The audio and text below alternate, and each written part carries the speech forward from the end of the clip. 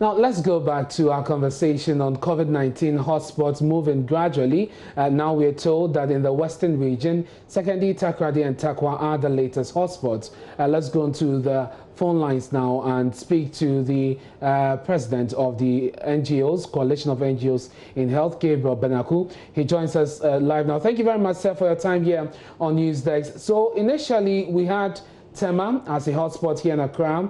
Then it moved to Obuasi. At some point, it was both Tema and Obuasi. We had teams dispatched to these towns to keep the situation under control. Today, we are told by the Director General of the Ghana Health Service that Obuasi is considerably under control.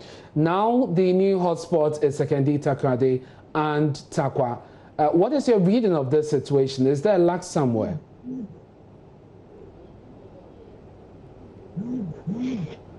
Yeah, thank you, and good morning to your viewers and all NGOs across the country, including the National Task Force. I think we are always reactive instead of putting in place the institutionalized systems, and that is what we have been talking over the last 3 months. So we would like to plead with the National Task Force to really support the regions and the districts to do the work.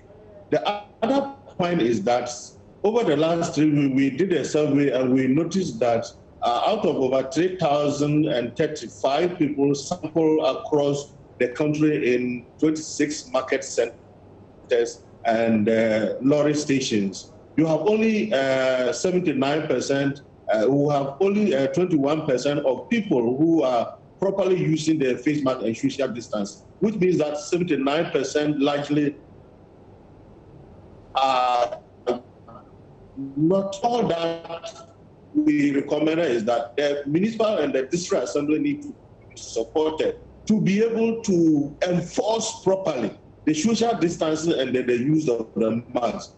Because research has revealed that if you enforce social distancing and the use of the mask, you are going to break completely the spread of the community spread. So it is just common knowledge that we should support the district assemblies to be able to enforce the directive in collaboration with the Ghana Police Service and other security agents. So this is a reactive kind of measure we've been putting. The team need to sit up.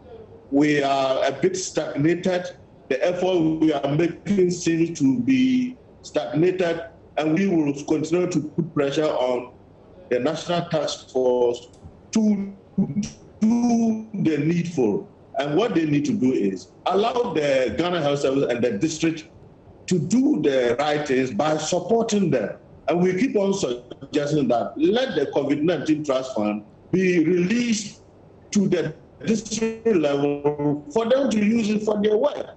And they can break the chain of the community infection.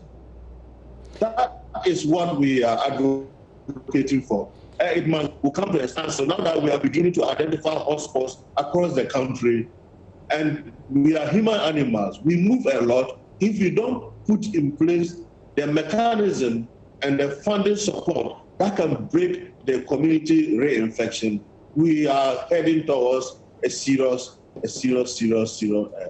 venture. So we really need to let the Minister of Health know that the only way they can do to consolidate the gains is to support the Metropolitan, Municipal and District Assembly by giving them funding arrangement to really control people's movement, to really manage people's anxiety, and to really support the Ghana Health Service to be able to do their technical work. But Mr. Benaku, we've been told that every district, and as we know it, has a health directorate. We have the regional health directorate, we have the district level health directorate as well, and they have some form of collaboration, support, regulation from the Ghana Health Service at the national level. And so it is quite surprising that you say that there isn't much support or much collaboration between the district assemblies and also the team at the national level managing COVID-19.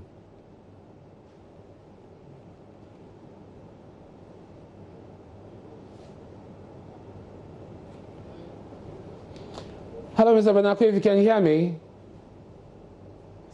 Yes, Mr. Banaku, so I was just making the point that at the district level, we have the District Health Directorate, and they work within the assemblies. They, of course, have some regulation from the Ghana Health Service. They are responsible for them. And so it is surprising that you say that there isn't much collaboration. In terms of resources, perhaps that could be the case, especially when we have had some health workers at the local level say they do not have PPEs.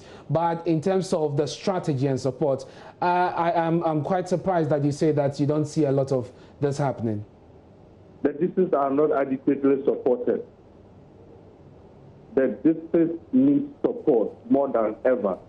Remember, on the 4th of April, we told the presidency that if you lift the partial lockdown, you need to double up with the effort you are putting in play on social distancing, use of the face mask, observing the coughing, hand sanitizing and washing etiquette, and then environmental cleanliness. That has not been effectively supported. And the district assembly, by directives, are supposed to do much more in collaboration with the Ghana Health Service. Our research reveals that the district assemblies are not adequately resourced, or if they are resourced, they are not using the money for the intended purpose. So we want to call for a national monitoring to find out what is happening. And I want to also encourage the media, pick sample 10 district assemblies and find out how much they have to fight the directives by the president and see whether it is enough for what they are doing. And if you notice what I just told you, move to the various marketplaces and areas that people gather a lot and see how they are actually doing the social distance. So I think that we are doing well, but we are not able to move into proper targeting to break the chain of the community infection. That's why you see cases moving from Obuasi to the Ahafo or the Bono region, and nothing is being done about it, and they keep on infecting. That's why we see people from Western region, one case leading to so many cases. That's why we see a case in Tema infecting more people. That's why we see a case in the Eastern region, just one case leading to over 100 cases. So what it just simply means is that we are not supporting the institutionalized systems within the district that need to work with the Ghana Health Service to be able to manage trade effectively. And just before you go, Mr. Banaku, I don't know what your thoughts are on the WHO's discouraging of the use of hydroxychloroquine. We understand that the Ghana's case management team is meeting to make a decision on that. What are your thoughts on the use of that drug for treatment? Yeah, I'm not a clinician, but from the medical sociology point of view, Ghana, the president has already informed all of us. Ghana needs to have our homegrown treatment regimen, having taken recognition of other experts and other vaccine or treatment regimen across the world. And so we are a sovereign country, and we need to consolidate our research institutions. We need to encourage them to really work and make Ghana a unique country. So we can take advice from any other institution across the world, but Ghana needs to have our independent, homegrown treatment regimen for the country. Mr. Banaku, thank you very much for your time here on Newsdesk. And you had the chairman of the Coalition of NGOs in Health, Gabriel Banaku, bringing some perspective on the shift in hotspots as far as COVID-19 is concerned. The latest now is Sekondi, Takoradi and Tarkwa in the Western region. And coming up later here on Newsdesk in Business, we'll tell you why economist Professor Gottfried Bokpin says the current cedi stability cannot be solely attributed to the economy, how the economy is being managed during these times. The call has the latest after this break.